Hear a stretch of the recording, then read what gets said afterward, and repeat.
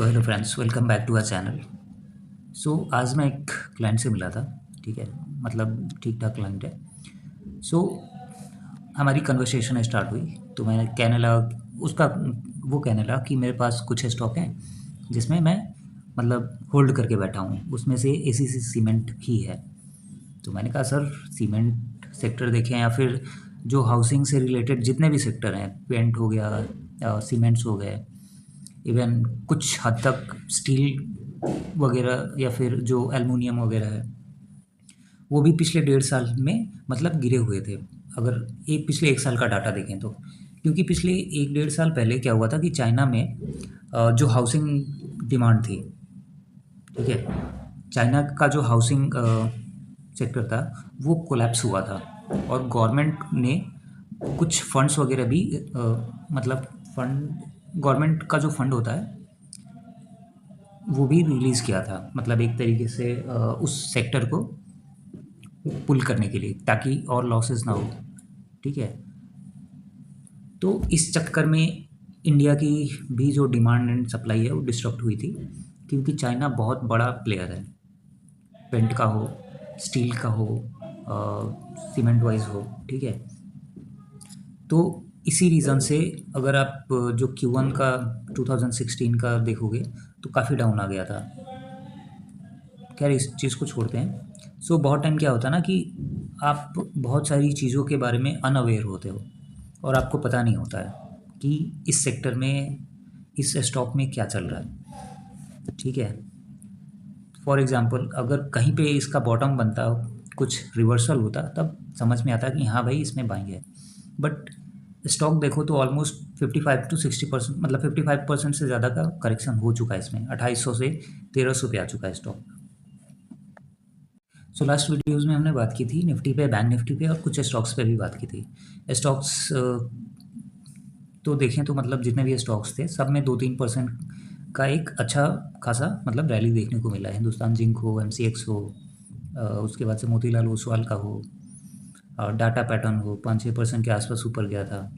तो ये सारे स्टॉक्स हमने लास्ट वीडियोज़ में बात की थी, और ऐसा नहीं कि पिछली वीडियो में ही बात की थी, उसके पहले भी बहुत सारे स्टॉक्स पे हमने बात की हुई है। पॉलीप्लेक्स हो, हर मतलब बहुत सारे स्टॉक्स हैं। हिंदुस्तान जिंक हो, हिंदुस्तान कॉपर हो, ठीक है, बेल पे बात की थी हमने, SBI पे भी बात की थी।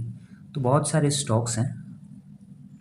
और अभी देखें तो अभी निफ्टी का, अभी आज हम बात करने वाले निफ्टी पे, उसके अलावा बैंक निफ्टी पे, फिर उसके बाद से हम थोड़ा सा बिटकॉइन और गोल्ड सिल्वर पे भी बात करेंगे कि गोल्ड सिल्वर में क्या चल रहा है। क्योंकि पिछले 3-4 दिनों में, मतलब इस वीक देखें तो काफ़ी अच्छी रैली हुई है गोल्ड में और सिल्वर में भी। तो अभी हम निफ्टी की बात करते हैं। निफ्टी देखें तो ऑलमोस्ट ये मतलब 200 पॉइंट भी नहीं है, मतलब 24,200 से लेके 270 के ऑलमोस्ट 60 to 70 पॉइंट्स में पिछले 2 दिन से निफ्टी घूम रहा है। तो जब भी ऐसा कुछ होता है तो ये समझ लेना कि अपसाइड मूवमेंट कुछ खास नहीं होगा। आने वाले टाइम में ये जो लेवल है ये रीटेस्ट होगा, किसी दिन गैप डाउन ओपन होगा और ये लेवल रीटेस्ट होगा, फिर ऊपर जाएगा।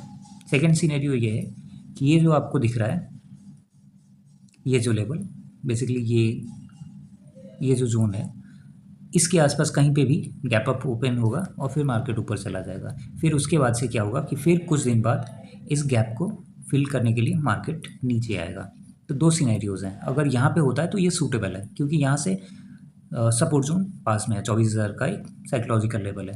तो यहाँ से रिटेस्ट होगा 24,000 का, फिर ऊपर जाएगा। बट अगर गैप अप ओपन हो गया तब खतरनाक है। तब क्या होगा कि जो शॉर्ट पोजीशन बनाने वाले हैं या फिर जो सेलर्स हैं, वो उनको पता है कि ये जो रेंज है ये सेलिंग के लिए है, क्योंकि इसके ऊपर देखें तो इसके ऊपर ये जोन है और पिछले काफ़ी टाइम से ये जोन सेलर्स का फेवरेट बना हुआ है। जब भी मार्केट इस जोन के आसपास गया है, यहाँ से ऑलमोस्ट 600 पॉइंट का मतलब एक अच्छा खासा मार्जिन मिल रहा है। मार्जिन क्या कहें, एक लेवरेज कह सकते हैं कि मतलब 600 पॉइंट ईजिली वो गेन कर रहे हैं। तो यहाँ पे क्या है कि यहाँ पे जब भी गैप अप ओपन होगा आपको थोड़ा सा कॉशियस होना है, क्योंकि जैसे ही गैप अप ओपन होगा फिर वहाँ से सेलिंग का प्रेशर आएगा, फिर ये जोन और फिर ये जोन तो इजीली ब्रेक हो जाएगा, फिर आएगा ये जोन। इसके पहले भी ऐसा हो चुका है, मैं एक बार दिखा देता हूँ। सो जब भी छोटे छोटे कैंडल्स बनने स्टार्ट हो जाएं, समझ लेना कि मार्केट में या तो गैप अप ओपनिंग होने वाली है या फिर गैप डाउन ओपन होने वाली है मार्केट।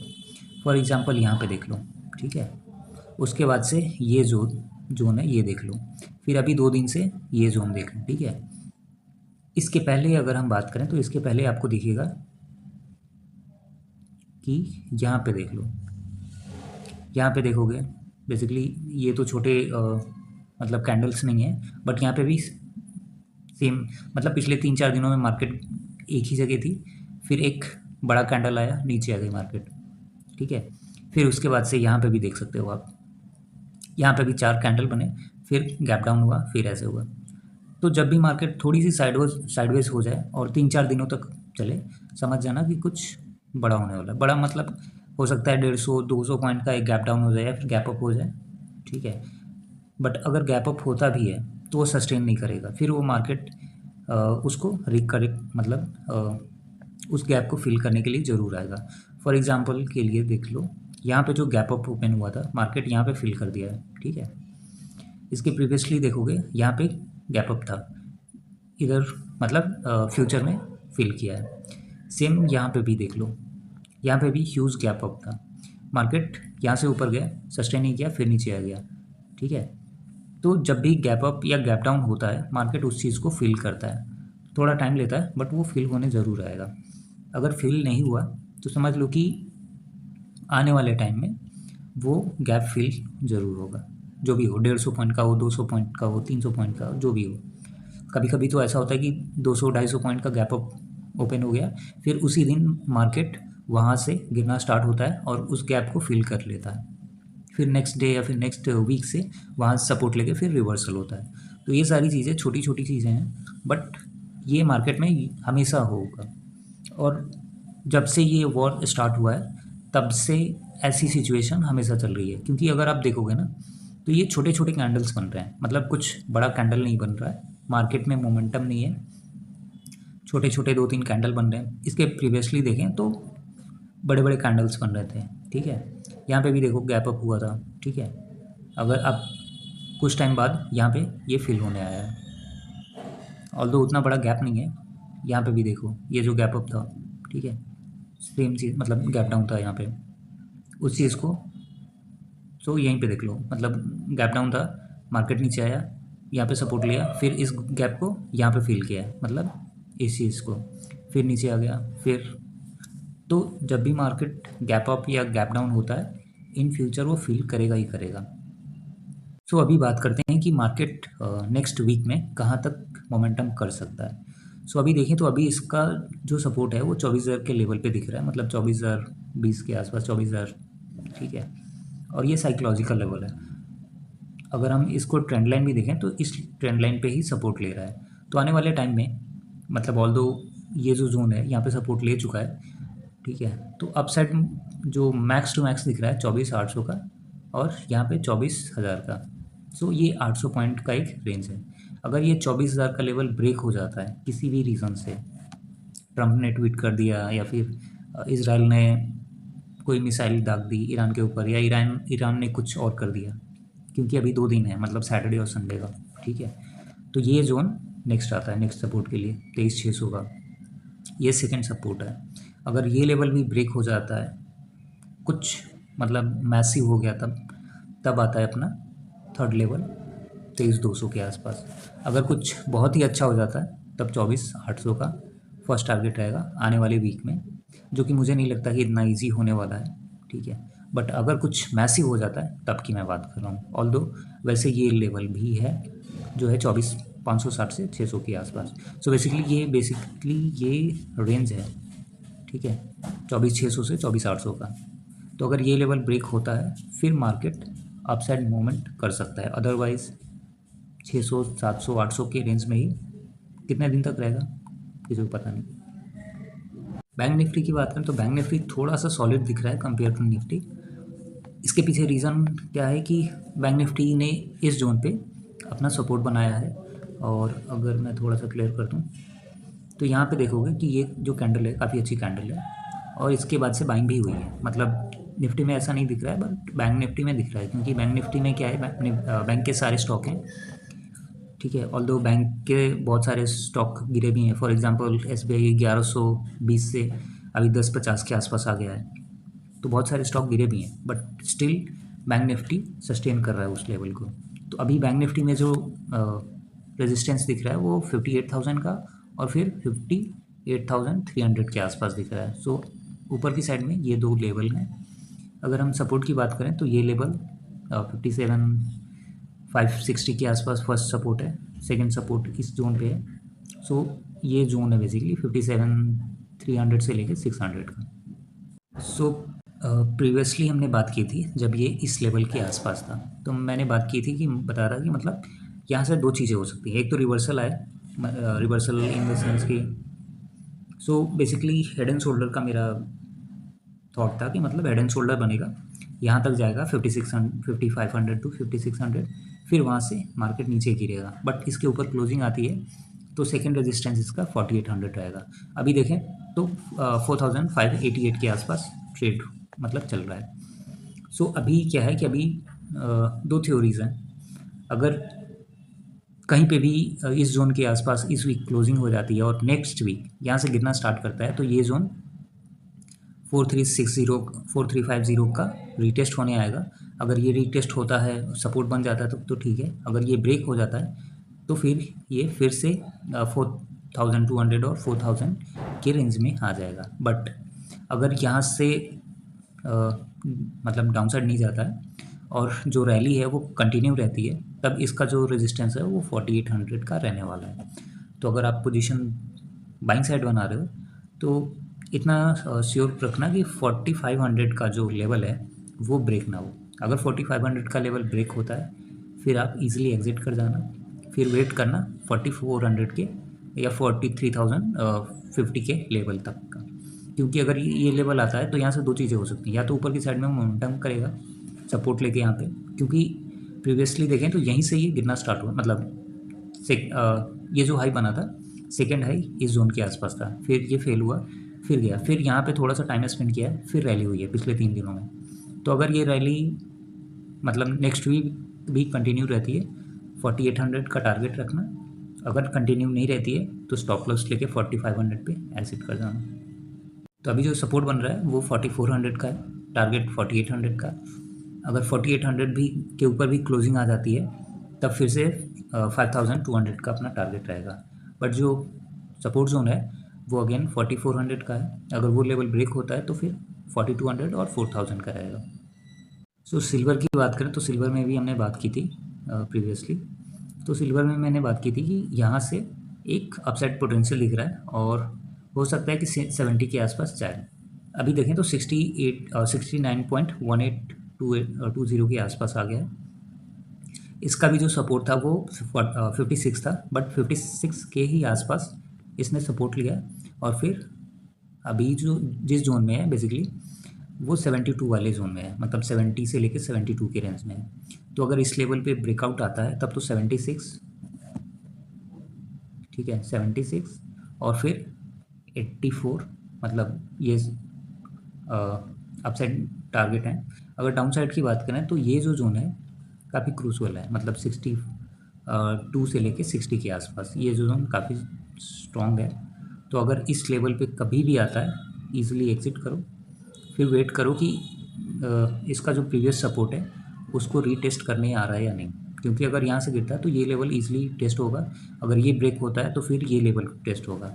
बट अगर कहीं से भी यहाँ से रिवर्सल आता है तो फिर ये लेवल टेस्ट होने जाएगा जो कि ईजिली ब्रेक हो जाएगा, फिर उसके बाद से ये लेवल रीटेस्ट होने जाएगा। सो बेसिकली क्या है कि बहुत टाइम ना एक जोन या फिर एक जो रेजिस्टेंस है वो एक बार में रीटेस्ट मतलब ब्रेक नहीं होता है, तो उसको ब्रेक करने के लिए मल्टीपल टाइम वो अटेम्प्ट करता है। फॉर एग्ज़ाम्पल देखो यहाँ पे जब सेलिंग का प्रेशर था, जब सिल्वर गिर रहा था, सिल्वर गिरा, ठीक है, यहाँ पे आया, फिर एक रिवर्सल आया इस जोन के आसपास। और ऐसा नहीं है कि फर्स्ट टाइम हुआ है, इस जोन पे देखोगे तो इसके प्रीवियसली सपोर्ट लिया है, इस जोन पे भी लिया है, इस जोन पे भी लिया है। तो यहाँ पे बेसिकली क्या है कि ये रेजिस्टेंस की तरह काम कर रहा था, तो यहाँ पे गया, यहाँ पे इसने रीटेस्ट किया, रेजिस्टेंस फेस किया, फिर ब्रेकआउट आया, मतलब डाउन साइड में गिरा और फिर यहाँ पे ये सपोर्ट लिया, मतलब कंसोलिडेट किया काफ़ी टाइम तक, फिर यहाँ पे सपोर्ट बन गया, फिर रिवर्सल लिया है। तो अभी क्या है कि अभी रेजिस्टेंस जोन के ही आसपास है, तो अगर यहाँ पे ब्रेकआउट नहीं आ पाता है तो फिर से ये नीचे आएगा और फिर ये इस लेवल को रिटेस्ट करेगा जो कि 60 के आसपास है, और यहाँ पे अगर सपोर्ट लेता है तो फिर अगेन ये इस लेवल को रिटेस्ट करने जाएगा जो कि 70 से 72 के आसपास है। ठीक है, तो अगर सेकेंड अटैम्प्ट में ये, सेकेंड क्या थर्ड अटैम्प्ट करें, तो थर्ड अटैम्प्ट में अगर ब्रेकआउट दे देता है तो ये 76 और फिर 80 के लिए जाएगा। तो आपको ये करना है कि यहाँ पे जैसे ही 65 के आसपास आए आप एग्ज़िट कर जाओ, बेटर रहेगा। फिर वेट करो एक रिवर्सल का, अगर रिवर्सल आता है फिर एंट्री करो 60 के आसपास, फिर वेट करो कि 72 आए, 76 आए, 80 आए, ऐसे करके। सो बिटकॉइन की बात करें तो बिटकॉइन में भी मैंने प्रीवियसली बहुत सारी बातें की थी जब ये इस लेवल पे था, मतलब ऑलमोस्ट 84,000 से गिरना स्टार्ट हुआ था और 60,000 के आसपास आ गया था। सो 60,000 के लेवल पे आने के बाद से मैंने बताया था कि मतलब यहाँ से रिवर्सल हो सकता है। आप मेरे प्रीवियस वीडियोस देखोगे तो आपको पता चल जाएगा। अगेन देखें तो यहाँ से रिवर्सल हुआ है, बट ये रिवर्सल पिछले 3 दिन में हुआ है, मतलब ऑलमोस्ट 64,000 से 80,000 के आसपास आ गया है बिटकॉइन। ठीक है, और अभी देखें तो अभी इसमें मतलब ऑल्दो, सो अगेन ये जो जोन है, क्योंकि इसका प्रीवियस हाई देखें तो 82 के आसपास था, अभी इसका देखें तो ऑलमोस्ट 79,000 के आसपास गया हुआ है। 79,000 से 76,000, मतलब 77,000 के आसपास अभी चल रहा है। सो अभी क्या है कि अभी थोड़ा सा, क्योंकि पिछले ऑलमोस्ट देखें तो 12 से 13,000 की रैली हो चुकी है पिछले 3 दिनों में। ठीक है, तो अभी क्या है कि थोड़ा बहुत सेलिंग का प्रेशर देखने को मिलेगा। अगर ये इस लेवल पे कहीं पे भी सस्टेन कर जाता है जो कि मतलब 74-75,000 के आसपास है, तब अच्छा रहेगा। फिर थोड़ा सा टाइम स्पेंड करें, फिर इसमें नेक्स्ट रैली आए। बट अगर इस लेवल को ब्रेक कर जाता है तो फिर से हो सकता है कि 72, मतलब 70,000 से लेकर 72,000 का एक रेंज रहे, हो सकता है कि वो भी ब्रेक हो जाए। ठीक है, तो अभी हम बात करेंगे डाटा पैटर्न का। डाटा पैटर्न की बात करें तो इस पे जो अपना टारगेट है बेसिकली वो 6,000 के आसपास है, और इसके पहले जो टारगेट हमने सेट किया हुआ था वो ऑलमोस्ट आज हिट ही हो गया, बट वहाँ पे ब्रेकआउट नहीं आया, इसके नीचे क्लोजिंग आई है। तो अभी देखना होगा कि ये इस पर ब्रेकआउट आता है नहीं। अगर ब्रेकआउट नहीं आता है तो इसका 4400 के आसपास सपोर्ट है, अगर वो रिटेस्ट होने आता है तब देखना पड़ेगा कि फिर फ्यूचर में इसका प्राइस एक्शन क्या बनता है। सो आज के लिए इतना ही, क्योंकि ये बहुत ज़्यादा लंबा हो गया वीडियो। सो इस आने वाले टाइम में, मतलब इस वीक मैं कुछ, फॉर एग्ज़ाम्पल अभी मर्जर एंड एक्विजिशन के कुछ स्टॉक हैं जिनका मर्जर होने वाला है। फॉर एग्ज़ाम्पल हिंदुजा का इसके साथ, ये अशोक लेलैंड के साथ होने वाला है। तो जब भी इस टाइप का कुछ इवेंट होता है ना, तो वहाँ पे आर्बिट्राज एक बनता है, तो उस पर थोड़ी सी बात करेंगे। इसके अलावा 2-3 चीज़ें हैं। फॉर एग्ज़ाम्पल अगर आप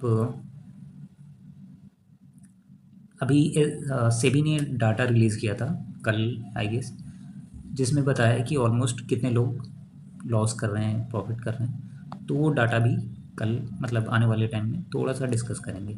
सो आज के लिए इतना ही, थैंक यू।